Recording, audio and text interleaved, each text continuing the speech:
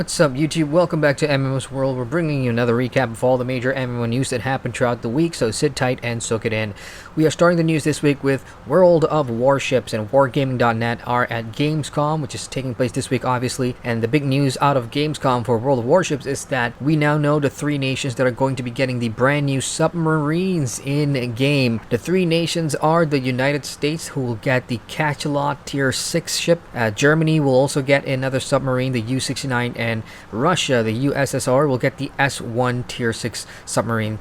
They're all Tier 6 submarines at this point, but there's also a secondary submarine that all these three nations will get, and that's all the Tier 10 stuff. In the next couple of weeks, players will be able to get a glimpse of the submarines during the upcoming Super Test Phase, and prospective commanders can already look forward to this fall's PvP event, which will let them try out submarines from these first three nations for a limited time to evaluate the changes brought by the introduction of the new ship class before its actual release. For more information on this, head on over to worldofwarships.com. Now let's get into the MMORPG space.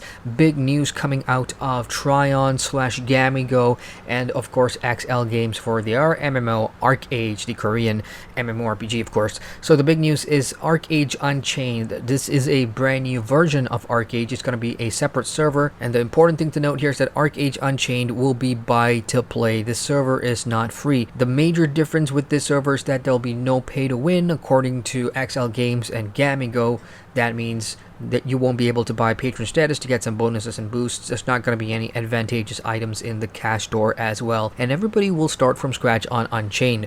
Unfortunately, there's no price at the moment for our Unchained, and the release date isn't even released yet. We just know from one of these teaser releases that it is going to be coming probably in the fall or early winter. Other stuff we know about ArcheAge Unchained: most of the items, the powerful items, you'll have to unlock simply by playing the game. Everybody's going to have the same labor point cap, so that means, like I said, nobody's going to have a clear advantage over somebody who doesn't pay or anything like that.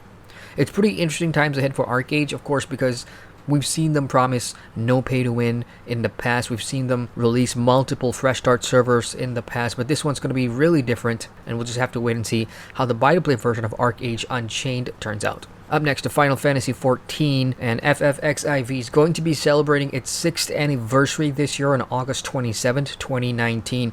And to commemorate the event, there's going to be the in-game event called The Rising. It's going to run from August 26th until September 17th, and players can once again take part in this event to celebrate Eorzea's rebirth. When The Rising goes live on Final Fantasy XIV, players can pick up the quest Message in a Bottle in Eastern La Nacia, and the rewards this year are pretty fantastic. You will get a minion, a brand new minion, and that is of Y'shtola, and the version of her that we'll get for this minion is from the Shadowbringers expansion. Now, also fun to see that housing posters are part of the rewards this year, and the posters are awesome because these are of patches. So you'll get the Requiem for a Dream patch poster that you can take back to your houses in Final Fantasy XIV and put up on the walls and everything. That's really, really cool. Elsewhere, upcoming MMORPG Astelia has confirmed this week that it will be launching next month. Berenson and EA, the publishers, and the Studio 8 have set the date to be September 27th for the full launch, and everybody who pre-ordered Astelia will be able to participate in a Head Start event that begins as early as September 20th. If you have not purchased a pre-order pack, and this is a buy-to-play MMO, of course,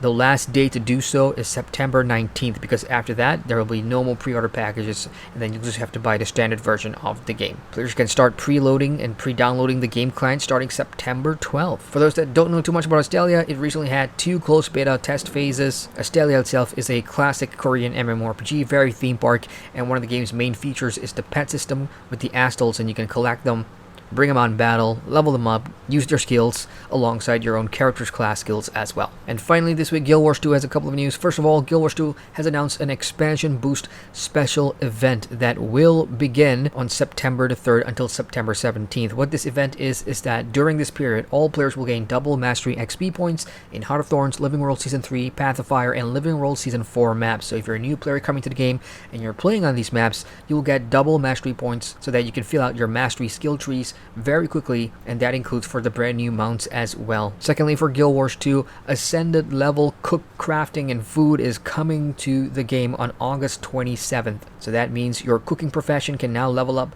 to 500, which has been a long time coming for Guild Wars 2, and that also means you will get a quest to start picking up Ascended level recipes for food, which is something Guild Wars 2 has not done before, and there's a good reason to do so because Ascended food provides a primary stat, a secondary stat, and a passive or triggered effect. But that's not all. You'll also gain bonuses to experience points, karma, magic find, gold find, and world versus world points. And that wraps up our MMO news recap for the week. For more MMO news as it happens, head on over to our website at MMOSWORLD.com. Hit the like button, subscribe to the channel. As ever, I'm Adrian from MMOS World, signing out.